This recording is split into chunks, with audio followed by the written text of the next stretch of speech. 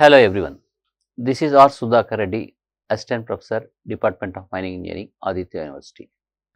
Today we are going to study about amendments in the haul road parameters, transport of explosives in bulk, illumination standards. Once again, we have to discuss with the outcomes of this today's topic means the student may be able to know what are the amendments related to transport of explosives in bulk and standards of illumination. Coming to haul roads, all roads for trucks, tippers, dumpers, other mobile machinery shall be constructed to suit their load capacity and maintained in good condition. Generally in the mines, benches will be there, haul roads will be there. The haul road should be of certain design. Whenever a truck is carrying 100 tons means that haul road should suit the trucks. So that is the meaning of this point. No vehicle other than HMM, that is heavy earth moving machinery, shall be used on the haul roads except between designated points when permitted in writing by the manager. On these haul roads only HMM should ply, but sometimes even mines managers who are traveling by jeep, they will go in separate lane actually, but they will inspect the HMM where the workings are going on, but no other vehicle should ply on the haul roads. Design, construction, dimension, layout of haul road should be laid down at the company level in respect of each open cast mine. So, design of haul roads, construction of haul roads, dimension of haul roads, layout of haul roads, they should be properly laid. All haul roads in open cast workings shall be arranged to provide one-way traffic. This is one of the important one-way traffic always having the width of the widest largest vehicle plying on that road plus 5 meters. The haul road, that width of the haul road should be such that if it should generally one-way traffic, then the width of that haul road should not be less than the width of the largest vehicle plying on the road plus 5 meters. Where this is not practicable, sometimes this is not practicable, then no road shall be of a width less than 3 times the width of the largest vehicle plying on that road plus that 5 meters. First, basically the width of the haul road should be not less than width of the widest vehicle plying on the road plus 5 meters. If this is not possible, then it should be minimum of 3 times the dumper width plus 5 meters. All corners and bends on the road shall be made in such a way that the operators of vehicles have a clear view of a distance of not less than 3 times the braking distance as specified by the manufacturer in respect of the HMM speeding at 40 km per hour. The corners or bends should be such that, and this dumper operator should have a clear view. How much clear view, how much distance means, for example, if something suddenly comes, if he applies the brake when the vehicle is going at a speed of 40 km per hour, but dumper should take some time to stop before application of the brakes and after getting stopped.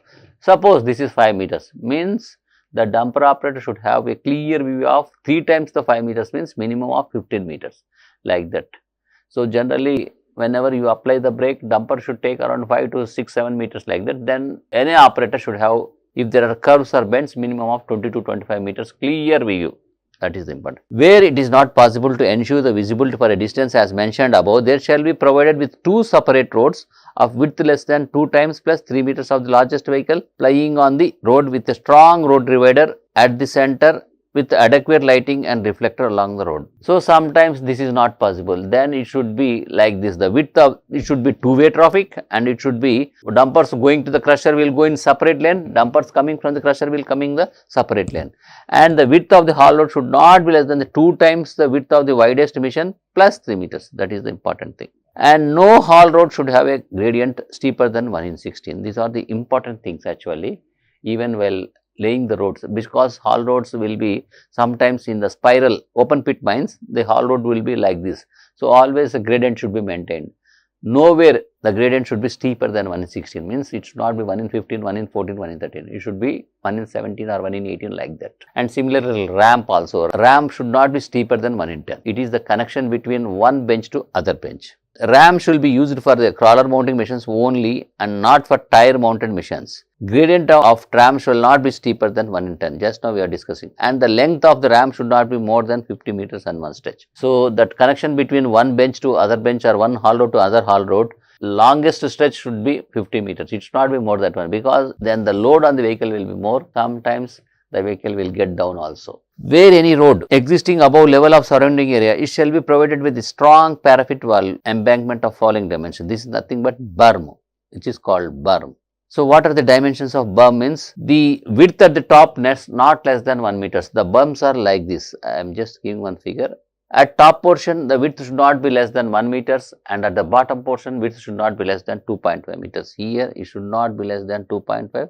Here, it should be 1 meter, minimum dimensions. Height of this berm, this height, not less than the diameter of the largest tire of the vehicles plying on the road. Dumping of the mud or overburden shall not be treated as the strong parapet wall. So, these berms should be made with some other good quality material, and the height of the berm should not be less than the diameter of the tire of the dumpers. Separate haul road shall be provided for light vehicles plying in the mine premises. This is one of the important things. If mines manager want to check frequently, then there should be separate lane for inspection. Where it is not practicable, definite turnouts, crossing points, waiting points shall be designated for use of the vehicles. So, turnouts, crossing points means where there are chances of this jeep crossing, dumpers, all these things. So, there should be separate signs also. Pedestrians or two-wheelers shall not be allowed to travel on the road. This is one of the important things. If they are allowed, means it is tend to create accidents. Road signs with fluorescent paint shall be provided at every turning point for guidance of drivers, especially at night times.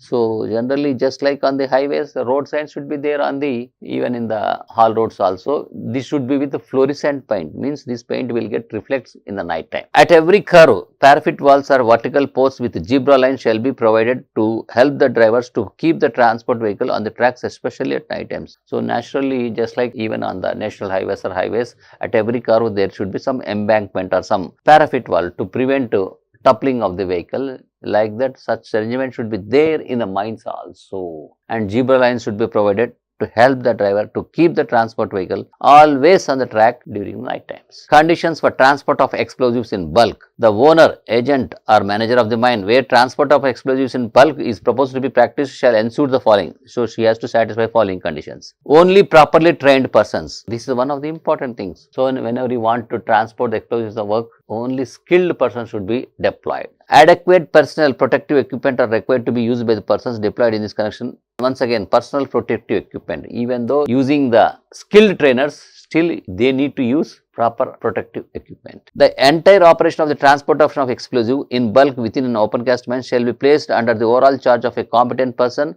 holding at least overman's certificate of competency. So, these operations means transportation of the explosives in bulk should be under the supervision of a competent person and who is holding overman's certificate of competence. This is the important thing. And transportation of explosives in bulk to the priming station or to the site of blasting shall be done only during daylight hours. This is one of the important things. So, whenever there is a blasting, you should not give explosives long time before that one, just a half an hour before or 1 hour before charging of the explosives. These explosives should be transported from magazine to the site of the blasting. Quantity of explosives to be transported in the bulk at one time to the site of the blasting shall not exceed the actual quantity required for use in one round of shouts and should not exceed before 30 minutes of the commencement of the charging. Just now this was discussed.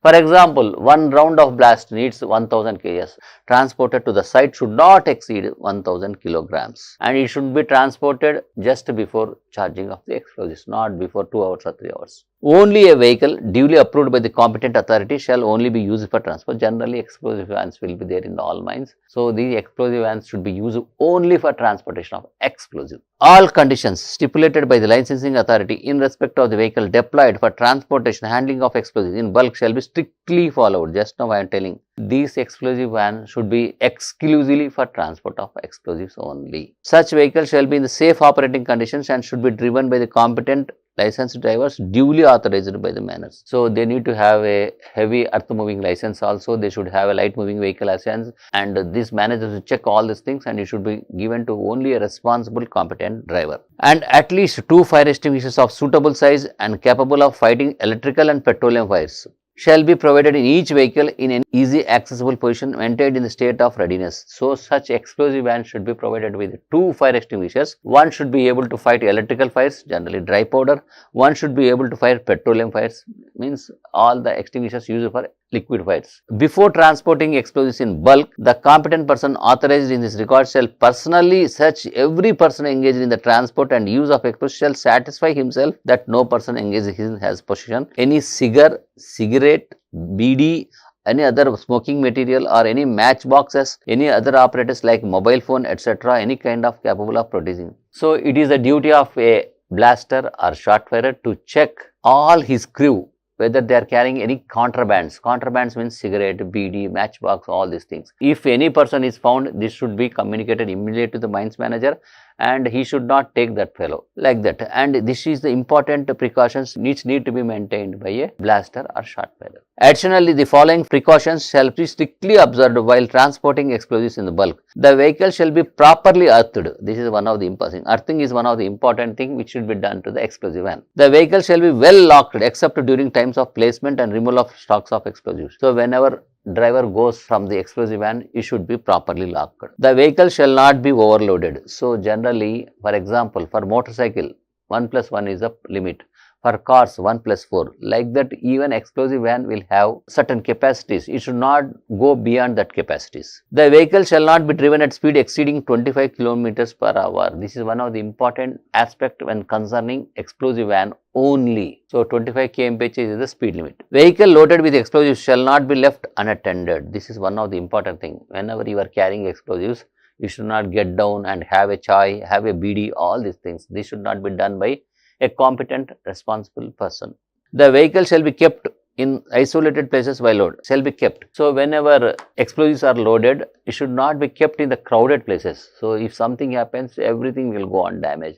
So they should be kept in the isolated places. The vehicle loaded with explosives shall not be taken into the garage. This is one of the important things. And repair shop shall not be parked in the congested places. Suppose some breakdown is there, but you can't do maintenance the loaded vehicle in the garage or somewhere else welding. You have to take out the explosives and then you have to do any maintenance work. The vehicle transporting explosives shall not be refueled except in emergencies. Even its engine shall be stopped. Other precautions taken to prevent accidents. If you want to fuel the explosive van, it should be empty. It should not be loaded. So this is one of the important precautions that responsible driver should take care. Wherever drilling operations are being carried out, charging of already drilled deep holes shall not be carried out in the same area. You are charging the explosives and drilling is going on. This is not allowed. Drilling should be carried out in the other bench. Charging should be carried in a different bench. So this should be taken care by the shifting charges. Every vehicle used for transport of explosives in bulk shall be carefully inspected once in every 24 hours by the competent person. This is one of the important things. It is not a routine vehicle. It is an explosive van. So you have to check every 24 hours to ensure that fire extinguishers are properly kept and the electric wiring is well insulated. The chassis, engine and body are clean, free from surplus oil or grease. The fuel tank and fuel lines are not leaking. Lights, brakes and steering mechanism in good conditions. So every 24 hours these following things need to be checked, starting from fire extinguishers, electric wiring, chassis, engine, all these things, and similarly brakes, lights, steering mechanism. Once these responsible competent driver ensures that these are all in good conditions, then only he should drive this explosive van. And coming to the third topic of today's, that is standards of illumination in open cast mines. So there are some standards which are laid down, because if any operator is exposed to prolonged, deficiency of light, then he will have a disease called nystagmus. So to prevent operators getting prey to that nystagmus, following standards need to be maintained. At workplace of heavy earth moving machinery, 15 horizontal, this is H means 15 mean horizontal candle, MHCP. V means vertical candle power. So this is calculated in different ways. Horizontal is calculated differently, vertical is calculated. So both the things need to be satisfied. Workplace of heavy earth moving machinery. If the drilling rig is there, 25 vertical is enough. Whereas drill holes, 15 vertical. Places where manual works done, 15 horizontal candle power, 25 vertical candle power. Haul roads for trucks and dumpers. Similarly, rail haulage, 10 horizontal is enough. In pit crushing, this is very because we need a clear cut high. So that's why 40 horizontal.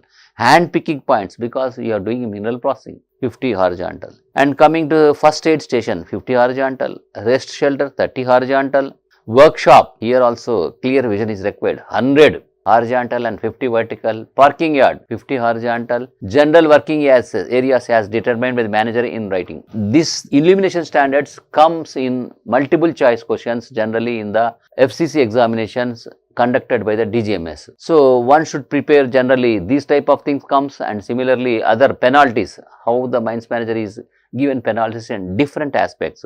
These are the two gunshot questions for FCC examinations conducted by the DGMS. Coming to the summary, today we have covered what are the parameters related to the haul road, Similarly, what are the standards of transport of explosives in bulk? I already told you, competent responsible driver should not leave loaded explosive van unattended. These are some of the important things, and he should not, if any breakdown comes, he should not keep it in the garage. There are a lot of things which need to be given care by the competent explosive van driver. And illumination standards, lot of the things. Just like we have discussed, first aid room, 50 horizontal. There are somewhere workshop, it also needs clear vision. These are all the things which contained in this DGMS circulars, that is called amendments. Thank you.